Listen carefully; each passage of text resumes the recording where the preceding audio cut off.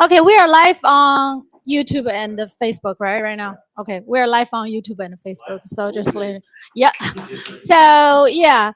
Again, my name is Lena Weiss, and most of the people here know me. And today, I'm really honored, invited, introduce you to Super Team, and I've been working with. I mean, I'm most of the time I'm on the residential side, so that's about like 7, 8 years ago. My client picked a Super Team, and they come out, and I was super impressed by their quality, their service, and the stuff from there. And I was like, I recommend everybody to them. I just want to give you why I invite them here right first. Then after I joined the team, I mean our we partners, I start to do more and more on commercial side, like all kinds of different things, warehouse, retails. And honestly, I don't have a lot of knowledge regarding how can I help my client to do the, choose the right property, stuff like that. So I reach out to the super team, and surprisingly, they tell me they have, truck approved the instructor to teach the commercial side. That's why here today we're here. I invited all the super team come here to give us a speech. And okay, let's just give the mic to somebody more professional. Okay. Thank you. Hey everybody, I'm Blake Williams along with my wife Angela. We are the founders of Super Team Services. And so what makes us different from the average home inspector? We can offer so much more than the chuck in the truck.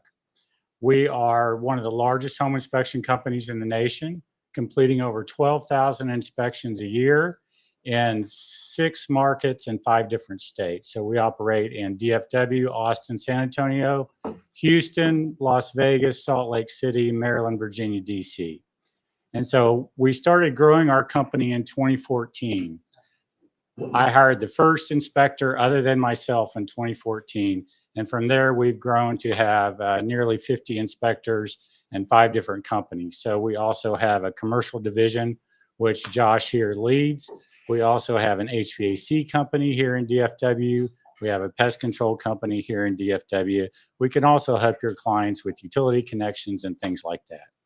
And so we're going to be answering the phone from 7 in the morning till 9 at night, 7 days a week. Oftentimes, if you text our number after 9 o'clock at night, me or my wife are going to answer you. Okay, so we're going to be there when you need us. We try to get inspections done either same day or next day. So if you call us in the morning, chances are we can get that inspection done for you this afternoon, or at least by the next day. We do foundation elevation survey with every single inspection that we do, as well as WDI report and infrared camera inspection. That's on every inspection included in the price. And we're your complete one-stop shop.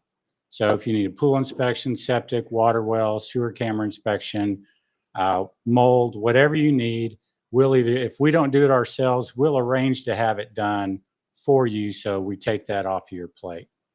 Our mission is to provide opportunity and super experiences to our team, our clients, our agents, and everybody that we serve. And so, like, we gave Josh the opportunity to lead up our commercial division last year, I think is when you started, 2 years ago. And he's done a great job with that. Logan is here with us today. He wanted an opportunity to learn how to do these types of presentations, so he's here to observe. And just like the previous speaker was talking about people, this is what we truly believe in. Every problem in your business today can be solved by having the right people in the right places doing the right things. We want to be that right person for you, that right company that can take care of your clients and make you more productive as an agent. So thank you very much for attending our class today. We also have a home inspection school, and we are a certified education provider by TREC. And so that's where this class comes to you from.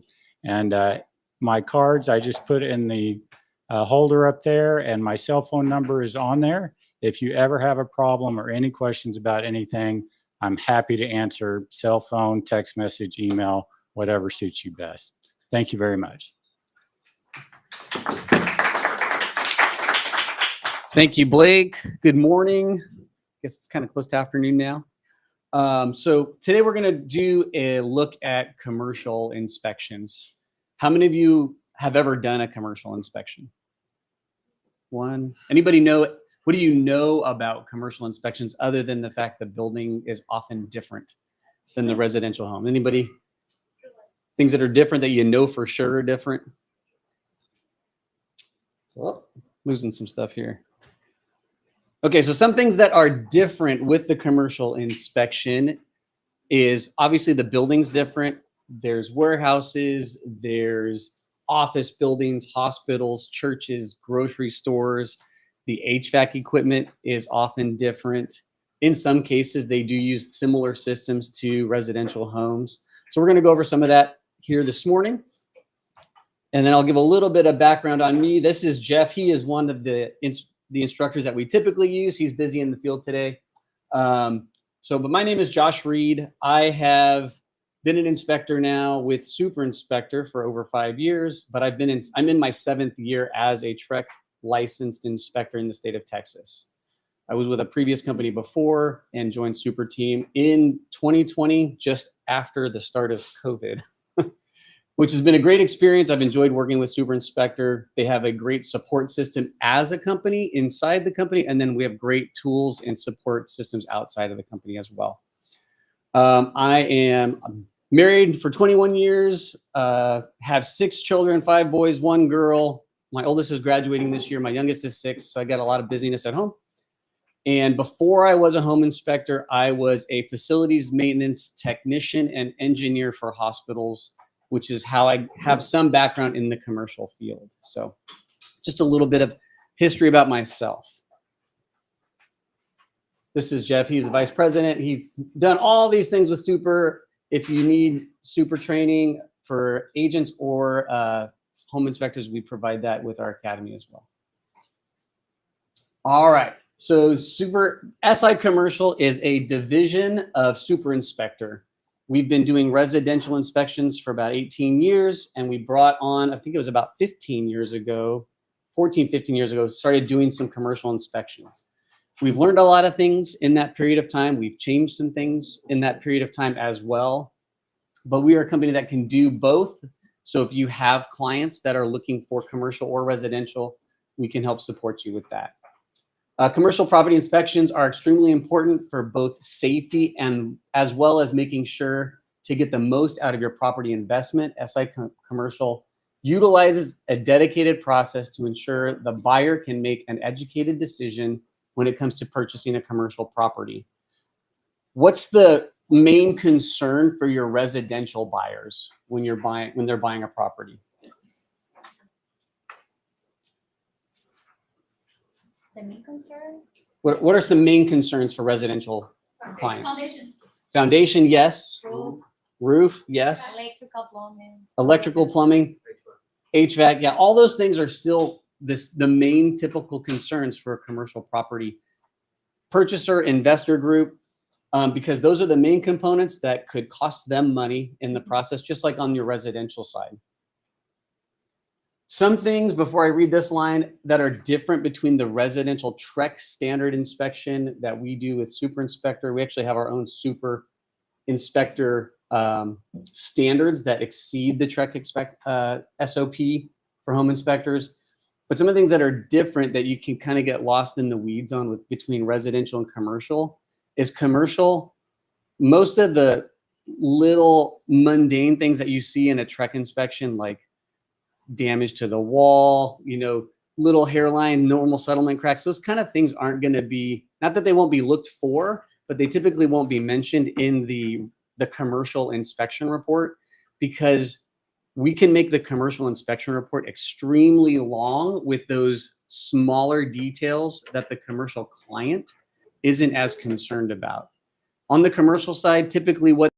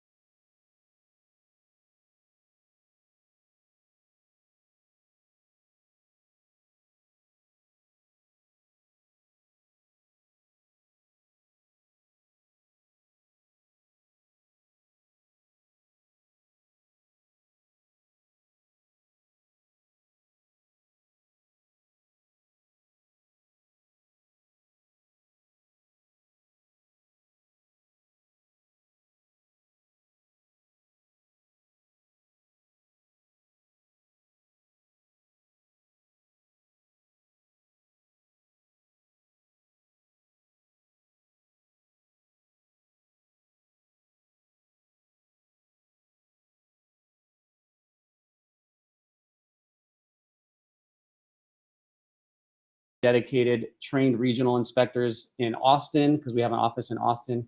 We've done some in our Vegas location as well.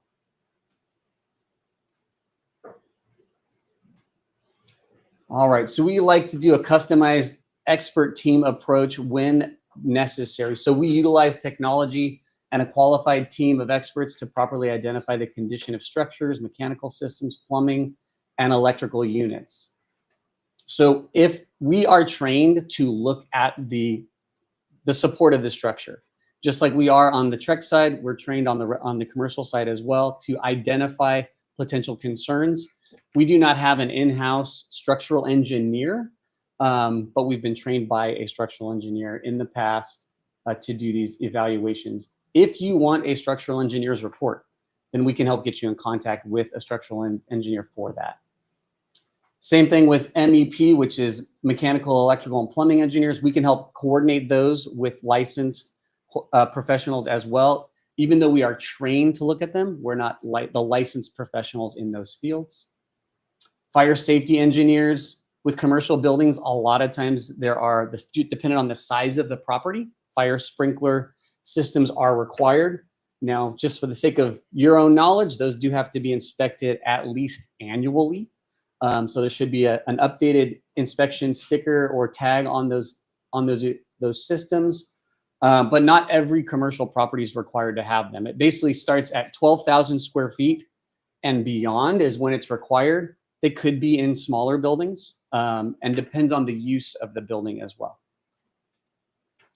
Roofing contractors, we've had a couple of commercial properties where they want a qualified roofer to look at it and give their own report.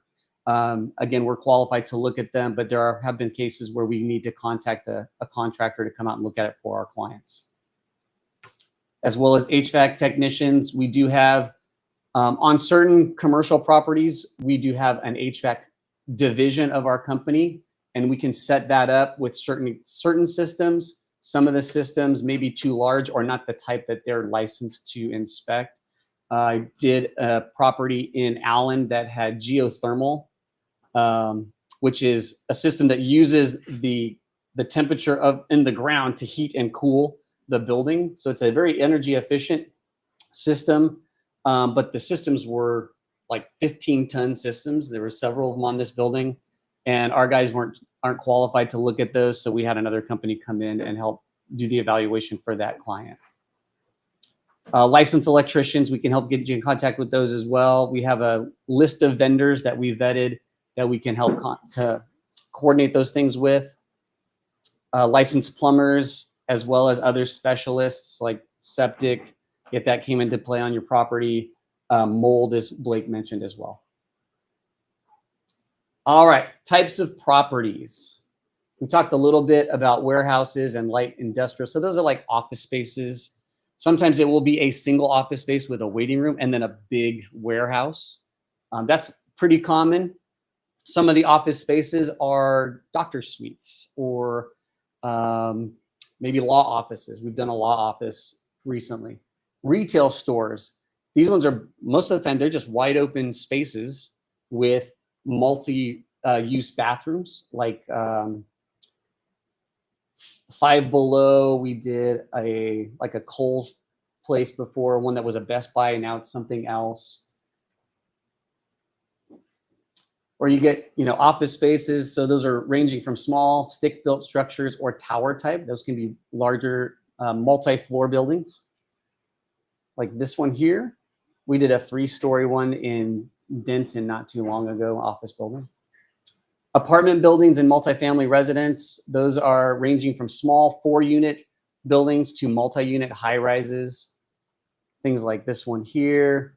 I've done 40-unit apartments this year, several 8-unit, 20-unit. And we've really tried to refine our process of the commercial inspection to get you the report sooner. We used to do a 10-day turnaround because the transaction and building the report can take a little more time. This year, when I started 2 years ago doing this, we got it to 5 days.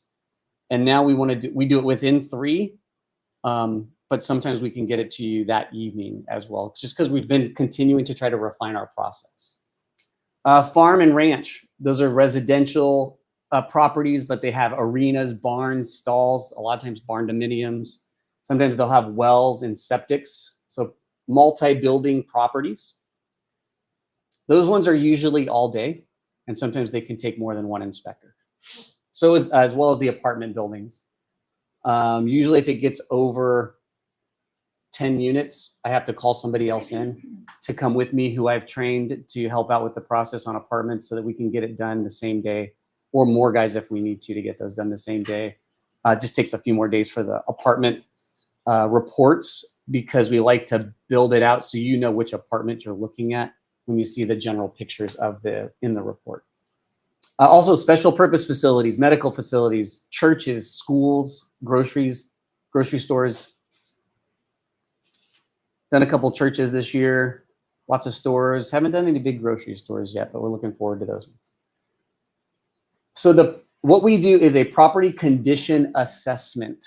So just so you're aware, there are no technical required standards in the state of Texas for commercial buildings. But what we did as a company is we sent our inspectors to training with a structural engineer company. The guys who did this before me, they went to a training with a structural engineer company that learned the process for the ASTM standards.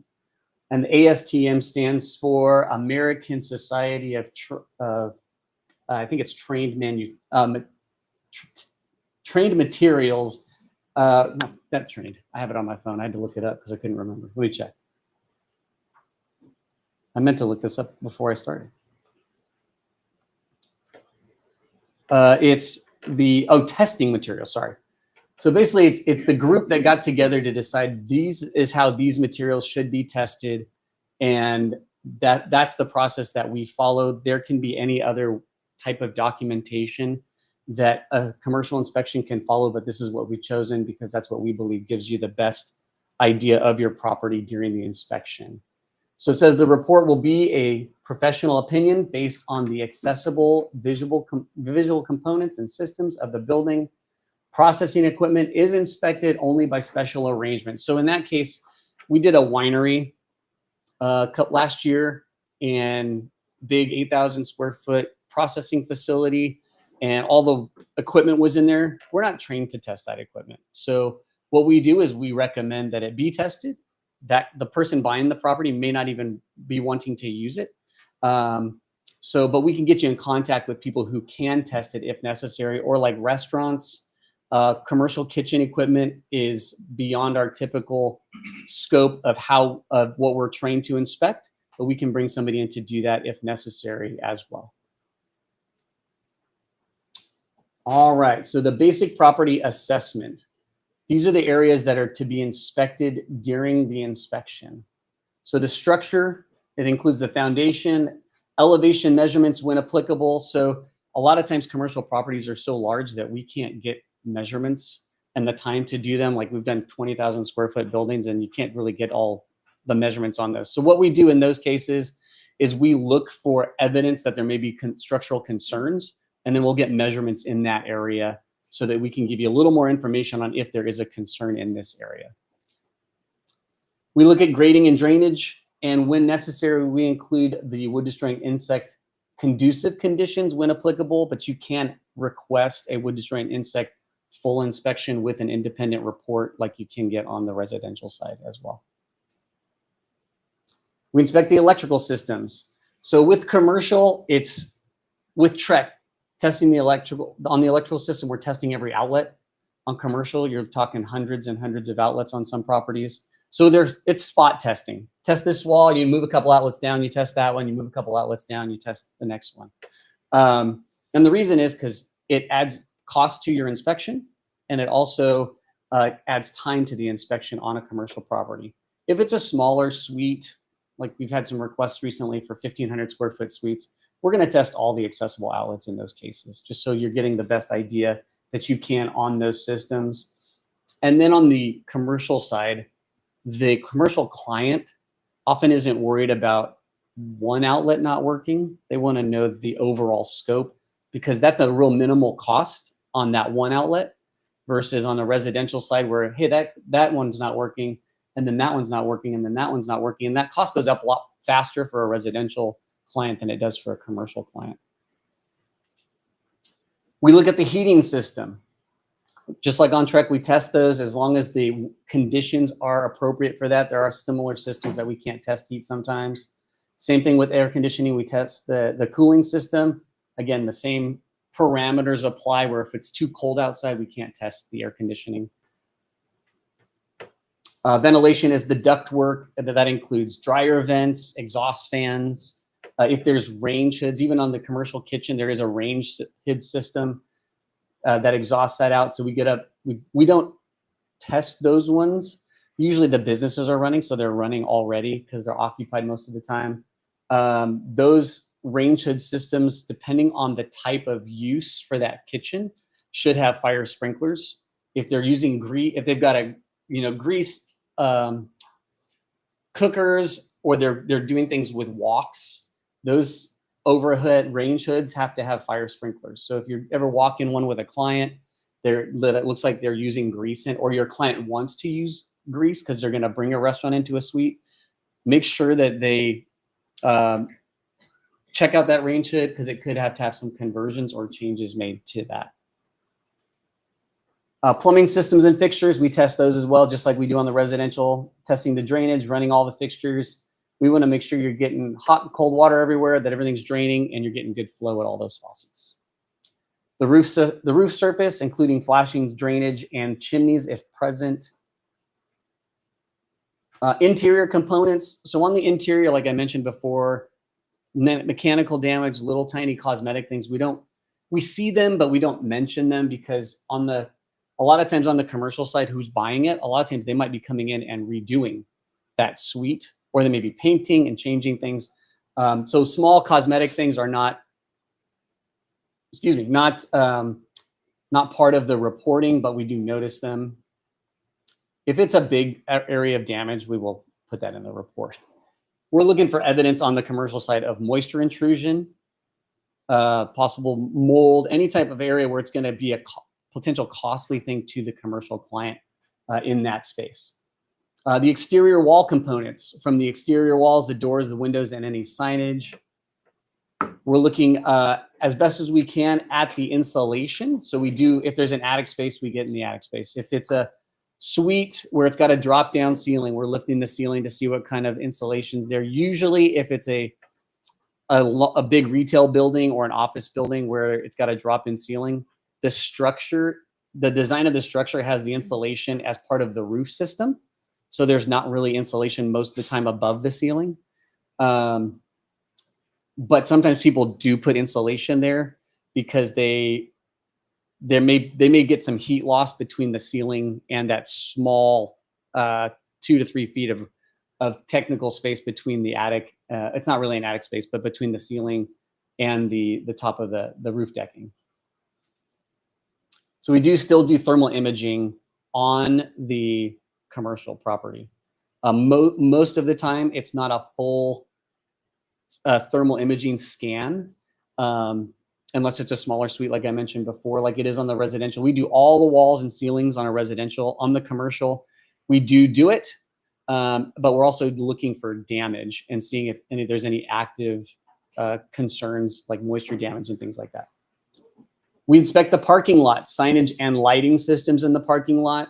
The parking lots can be very expensive for your commercial clients if they're buying the full property. A lot of the inspections that we've done this year aren't just full property. We call them triple net inspections, where someone's doing a long-term lease on a suite, and they might come in and do some remodels or conversions on the suite, but they want to know if the HVAC system's functioning properly, how the plumbing's doing, and the electrical, because those are things that they can address with the landlord prior to moving in. Because at a triple net, if in a commercial, they're responsible for everything except for the exterior of the structure. So it can become a big cost for your clients if they're going to do a long-term lease and they don't get those things inspected. We also look at the landscaping components, including the irrigation system, walkways, driveways. When it says excluding the sewers, that's excluding the storm sewer. We're not trained to look at that, and that would be something that would be taken care of typically by the city municipality in that area. And we also look at the retaining walls of those properties. And then we do a limited ADA accessibility review. So what that is the American Disabilities Act access in and out of the building. Some of your commercial clients, those may not be required, depending on the use of the building. We still do note it so that they're aware of any potential changes they might have to make. But each city can have a little bit different, and each property can have a little bit different requirements depending on the use of the property. We also can do on-site sewage facilities when applicable, and then the additional services that Blake mentioned, which will be listed here in a couple of slides. So what we do is that when we do the report findings, we're looking at the things that we've observed. CPA is commercial property assessment reports are designed for quick decision making with an easy to follow summary of recommendations, costs, and priorities. So with your commercial property inspection assessment report, there is a summary section at the beginning that gives you an idea at a glance of the condition and the systems of the property that we do inspect. There's also going to be a cost estimate. So with the cost estimate, I think I'm jumping ahead a little bit here. With the cost estimate, that's for items that would cost the client $3,000 or more, because they do understand as the investment of the property, there is some maintenance things that they have to do. Those are things that they typically are aware of. There are some clients that aren't aware of those things, and they think that you can just move in, because in their mind, they can only think of a residential inspection and all these things should be figured out, but they got a growing small business and they want to jump into their own space. They're moving out of their house. And they just have to be aware, like, hey, on the commercial side, you're not going to get a complete breakdown of every repair of everything in the report. It's going to be $3,000 or more. We can get a more detailed commercial inspection report. We just need to know that ahead of time when scheduling the inspection, because there's a little bit more of a fee for that detailed commercial inspection repair cost. So a basic property condition assessment includes a description of the building system, components, observations, deficiencies, with detailed pictures and estimate costs for recommended repairs and improvements. Their opinions of the estimate costs. They are opinions of the estimated cost for recommended repairs. They will be divided into 4 categories. So immediate, short-term, long-term, discretionary repairs and improvements. So immediate would be something that this really should get repaired or replaced in the first 12 months of being at this property. Short-term would be 2 to 3 years, and then long-term would be 3 to 5 years, because trying to guesstimate how well something will perform farther than 5 years out is difficult, and we don't know if it's going to continue to work beyond that point. So here's the description. Immediate repairs and improvements are those that should be performed within 1 year. Short term, again, 1 to 2 years. Long term, capital improvements with the next 3 years and beyond. So things just to be aware of. And then discretionary ones are optional upgrades or costs that may be shared fully or in part with the current and future tenant. So I don't have a sample report, but it does look very different from the TREC report. It's got several,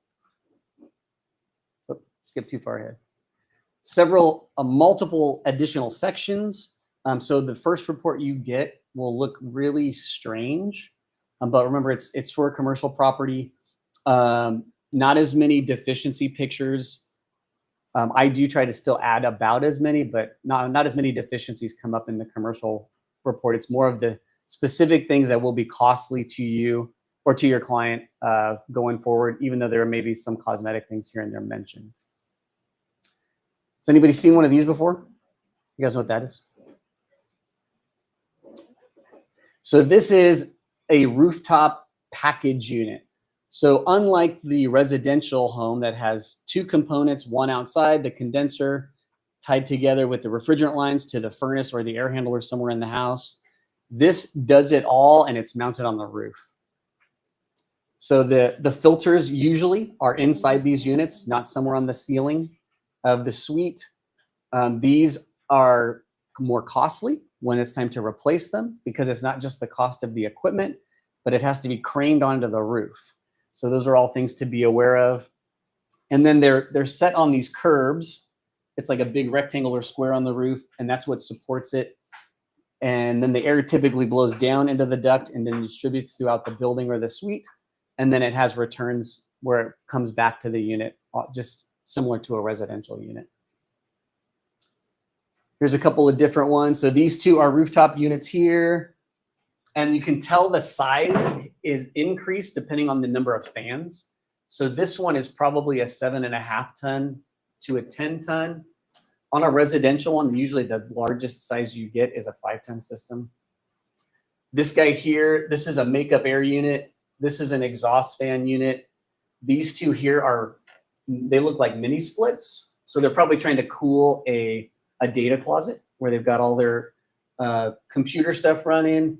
These are exhaust fans, different than the residential ones. So a lot of times the exhaust fans on a commercial building go up through the roof.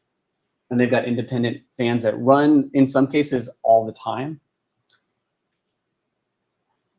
This is the top of a high-rise. So lots of different stuff going on this one. All of these are independent condensers for the building, for the suites or the homes in this building. This here, this is not a condenser. This guy's called a chilled water. It's called a cooling tower. That's for a chilled water system. And basically that is probably the unit that controls all the main common spaces of the building. And then all of these little ones do each individual suite or apartment or condo, because you'll have those on condos a lot of the time. So this guy doesn't have refrigerant like these guys do. They use water to cool the building, and the water is cooled down in what's called a chiller, and then it's more efficient and it runs through. And then this is just a giant evaporator, which does similar to what these guys do. They're big enough that you can stand up in them, those chillers. I've done so when they get to chillers and large building air handlers, they don't call them by tonnage anymore. They call them by how many horsepower they do, which is because it's referring to how much air they move. And I've worked in buildings where the air handler is as wide as this room. And the filters take like 20 filters in one unit. And you can actually stand inside of them to do all the maintenance on them.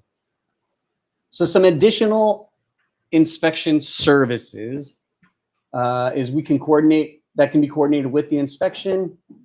We can do outstanding building code and fire code violation inquiries. That's something that we would have to bring somebody else in for. The fire safety inspection, that's typically got to be done by a licensed contractor who's approved by the fire marshal for that city. We can do phase 1 environmental site assessments. So phase 1 environmental site assessments are a lot of times for somebody who's they're wanting to buy the property and they want to get the history on the property. Maybe they're buying just an open lot, or in some cases it's an older building. We did one in Denton that was an old gas station. And whenever there's a gas station, the new buyer needs to know if there's any potential contaminants a lot of time in the soil. And with a gas station, they got to usually they do a site 1 environmental assessment to verify if there's any contaminants. That can be very expensive to your client, because site 1 assessments it's the environmental assessment. They have to come, they have to take soil samples. They research back into the history of the property. And they want to make sure that it's safe for the use that you're going to have to use it for, but also a good reason to get it done if you ever need it for a property is if it doesn't get done and that client goes to sell it, it will become a cost to them on the back end when they're trying to sell the property. Sometimes this will happen because the site might have been used for a landfill, but it's been not used for a decade. They moved it, and then they need to know what's going on in that soil to know if it's going to possibly cause any contaminants to what they're doing or the areas around them. Asbestos assessments. So asbestos there's concerns with asbestos in most of the time. If somebody's going to do a major remodel, they may be required to do an asbestos assessment just to determine what's in the materials that are there. Now, on commercial properties, asbestos isn't used anymore on residential, but in commercial, it had been used longer. What I heard from one of the asbestos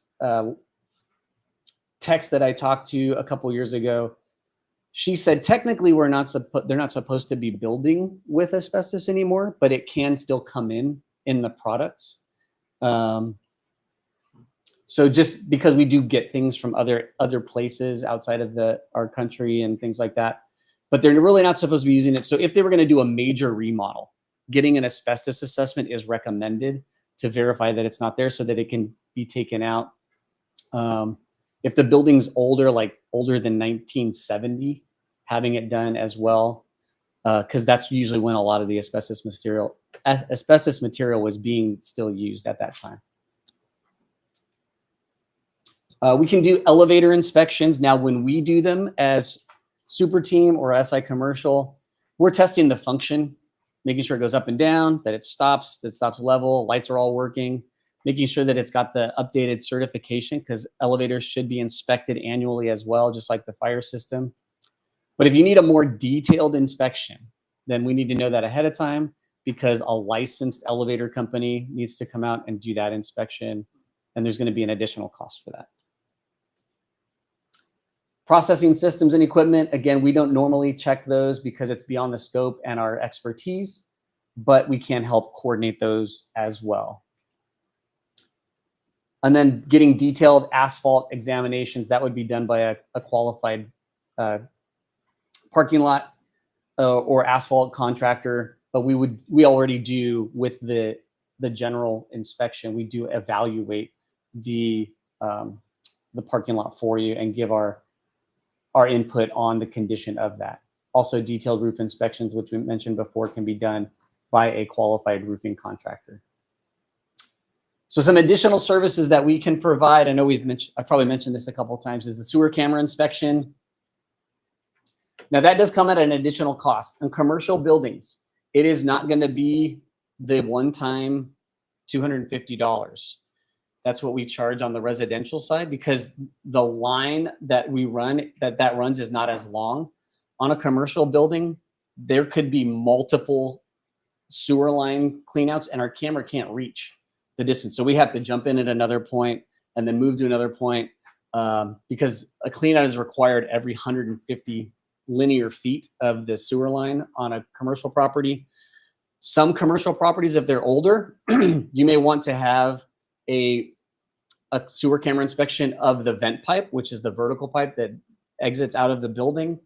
Older buildings in the 70s or older probably or could still have cast iron. And sometimes if there's been enough movement in that building, that cast iron can break and deteriorate. And you might notice if you ever get a sewer smell inside the building, that could indicate that. So there's an additional charge for those. We do try to evaluate if we can do just one fee. And then I have given discounts on a little bit on the sewer camera if necessary, if there's several that we need to do on those buildings. So just let us know what you see. And then what we do with the evaluation process of the commercial property is I'll look at the property online, get as much information as I can before we even give you the price. Because some of the things we need to know certain information about the building to make sure that we're checking everything for you and for your client, but then also charging appropriately for the inspection. We do have some base fees that I can share with you though, before we finish today. On-site sewage facility inspections, those would be the septic systems.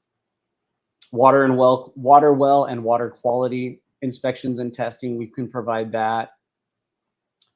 Pool and spa inspections, like if you do an apartment complex or apartment buildings and they have a pool, we're trained for pools and spas.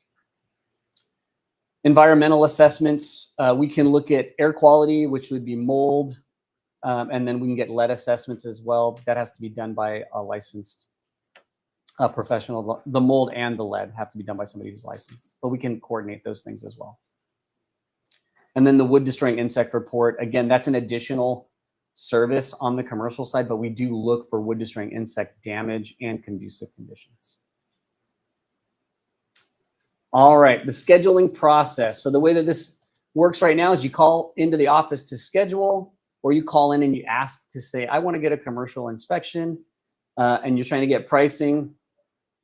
The pricing, so right now our team is being trained to look up the property so that we can give you a fee for the inspection faster than waiting for me, because I'm still in the field doing inspections.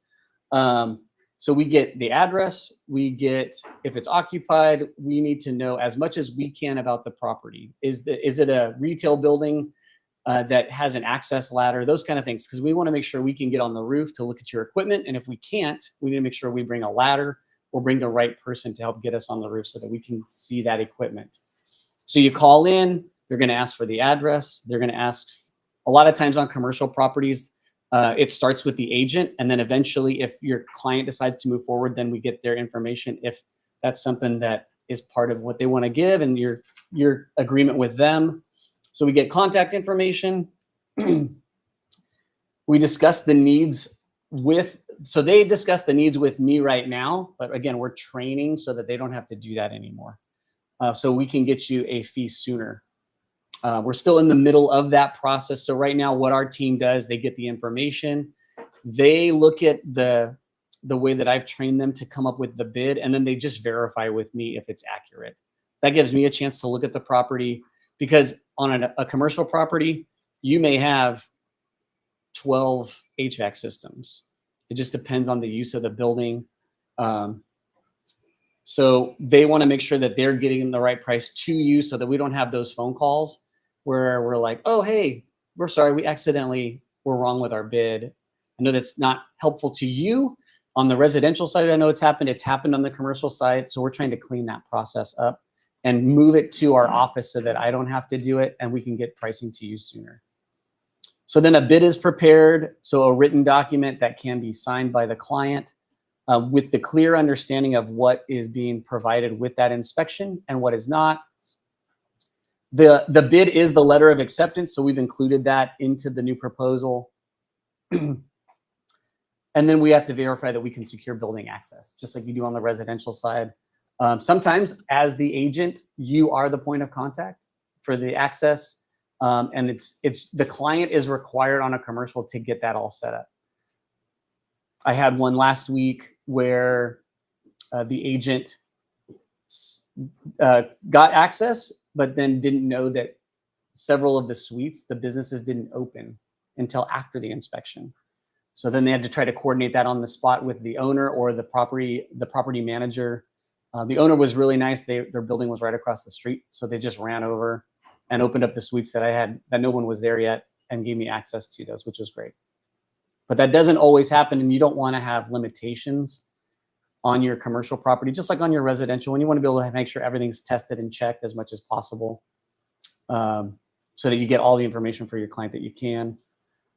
So 5 business days, again, I mentioned earlier that that's changed. So it is now 3 business days. That's just 5 business days for the inspection. So no, that's not, we can do the inspection same day in some cases, like Blake said, but usually that means that the bid has already been sent, received, and then you're deciding, okay, they want to move forward. And if we can get all the other stuff coordinated, we can do it same day. This says 5 business days for the report. That's the one that I was mentioned earlier that has now been shortened to 3. But I have been able to this year to get them out within 24 hours. And then if you want to schedule your inspection, here's our numbers for DFW. We do San Antonio, Austin, and Houston here in Texas. So go ahead and take a snapshot of that. We did an apartment complex down in San Antonio recently and some restaurants in Houston earlier this year as well. Sure. Do you guys do the floor load capacity assessment? Floor load capacity assessment.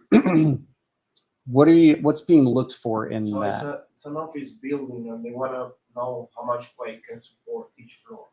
Okay. Or So for a data center. Okay.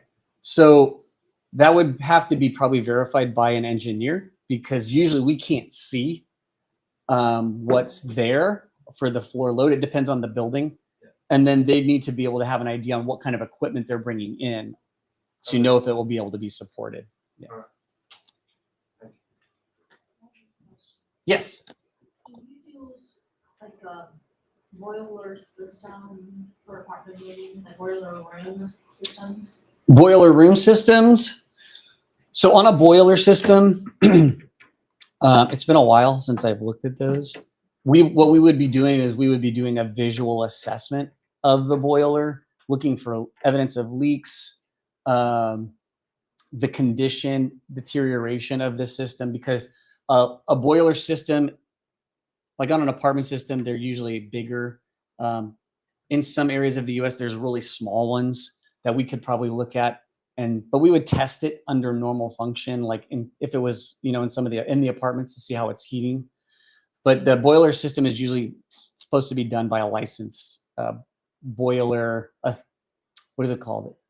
A mechanical, a boiler. I think it's considered a boiler engineer or technician. Yeah. So to get an accurate, in-depth assessment, you'd want to have a boiler professional look at it. Do you have connections? Would you We can find one. We don't have one right now, but we can definitely get one. Any other questions? I have a question. Sure. Usually in the retail side, usually the landlord could the service in the premises, right? Mhm. When you going to they inspect the HVAC unit and see not only the condition, the life of the unit. Obviously, you need to have the electric service in place. Mhm. Do you have any, I don't know, like a generator or something, or any other solutions to check or inspect the units? So like a way to provide power to the unit so that it can be checked? No. No. Yeah. Only with the- Yeah, because most of the time those units aren't set up with even a generator connection. There's a special connection that has to be made, just like on your home, Yeah. to provide generator power. Okay. Yeah, so it's something to be aware of on the commercial side is make sure that the power's on, because we've run into that, and that if the HVAC systems are there, which they usually are, that the thermostats are accessible. I did one in earlier this year, really wide open suite. They're going to bring a new business in, kind of like one of those like inflatable jumping fun places for kids. But the thermostats were not locked, but because it was a suite that was owned by a previous business, and then they made the business smaller and that suite stayed open. The thermostats were wired up to the ceiling 25 feet off the ground. So I couldn't even reach them. So be aware of those things. So when you go and look at those commercial properties, those are things that can limit the inspection, because even we can't get a 20-foot A-frame ladder in. We couldn't even move it there to access those thermostats. Yes. Question. I noticed that you have fire sprinkler system inspection. Mhm. Does it include the heaters that's related to the fire sprinkler system? Which specific types of heaters are you referring to? Some large warehouses, they may have specific heaters just for a sprinkler system. Yes. So in the warehouse situation, usually if it's got a ceiling mounted heater, right? What we'll do is if we can access the thermostat, we'll turn those heaters on just to make sure they're functioning. Yeah.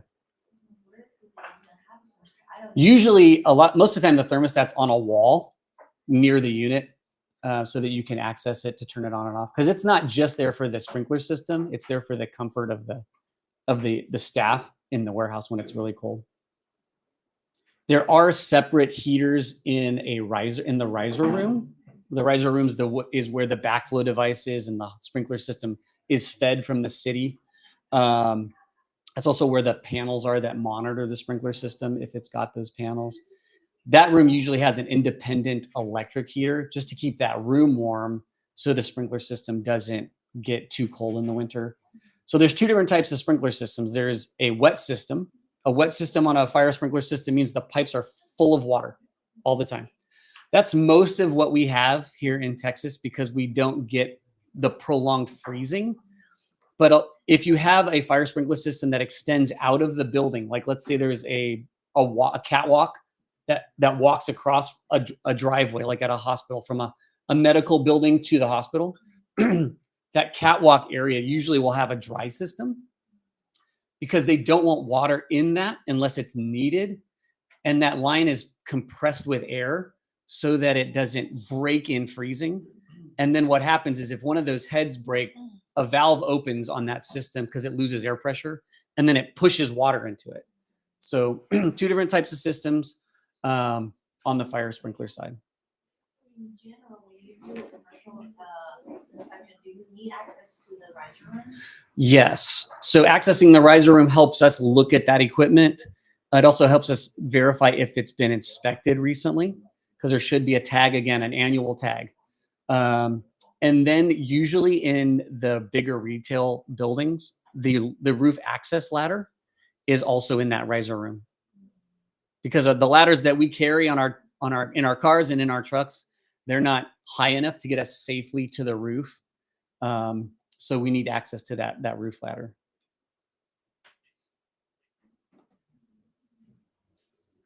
Any other questions?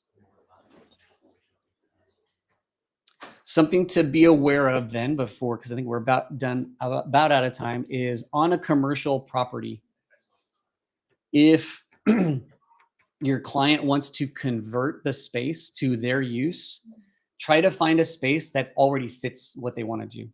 The reason is, even though they may have money to do the remodel, there can be things that you don't think about, even they might not even think about during the remodel. Like I just recently did a restaurant for a company, and they have a drop-in ceiling right now in the restaurant like this. So this acoustic tile ceiling is called a drop-in ceiling. And see these sprinkler heads with these rings? This is the proper sprinkler head for a drop-in ceiling. But what they want to do is they want to remove that ceiling and have the open concept and paint it all black. Now, when you do that, the fire sprinklers have to be changed because it's a specific design for the fire sprinkler system. The sprinkler is meant to cover the space. And if it's spraying down like that, the 2 or 3 feet above the ceiling won't be covered. So they have to convert that and add pipes and make the heads go up and put a whole nother head on. And that can raise the cost to your client extremely, because fire sprinklers is it's a very specific trade, and it's expensive to do that. So also, if they were going to convert and add kitchen stuff, all that stuff can get very expensive. Even asbestos testing. We have a company that we've worked with that does so many samples of building materials for a set price, but then once it goes past that, then it's an additional price. So we could always help with that as well. For the asbestos assessment, do you have to actually break the walls or? Yeah, so the technician who comes, they remove a portion. Yeah, because they have to get it tested to verify if it's got asbestos. And that's not a quick turnaround. I think it takes them about a week to get the asbestos sampling results back. So you take, a big building, you take several samples from it? Yeah, it all depends on the material in the building, because the tile here may be different from the tile in another area, or the ceiling tile, or the ductwork insulation. Those are all different materials, and they want to get a sample of each of them to know if they've got asbestos. Yes. Also on asbestos, is there a specific year of the age of the building that's required, or you would recommend? So asbestos assessments are, I believe that they're required if you're going to do a major remodel, but it's really like if it was like 70s or earlier is when more asbestos was used. Like if it was built in the 50s, you definitely want to do it, because just the floor tile alone is going to have, it's not the tile itself, it's the mastic that they use to stick the tile down. So good questions. Any other questions? Okay. Well, I think we're good. Well, thank you guys so much for letting us come out today. I have some cards up there as well that you guys can use. They do say SI commercial, so I do commercial, but I also do residential as well. If you need that. Okay, thank you so much. Do you want to maybe? Okay, I don't have anything to say, so let's just stop there. Thank you so much, guys, coming over. Yeah. Oh yeah, Blake, you want anything to say? No, I'm good. Oh, good. He's good too. So we will also have. I mean, you already stopped, right? Yeah, that's okay. You can stop. Oh, okay. Well, it's still running. We also have another a training in December, early December, from the super team come out and teach us new builds on the residential side, new builds inspection phase 1, 2, 3. Okay, so everybody just don't forget, come over. Thank you.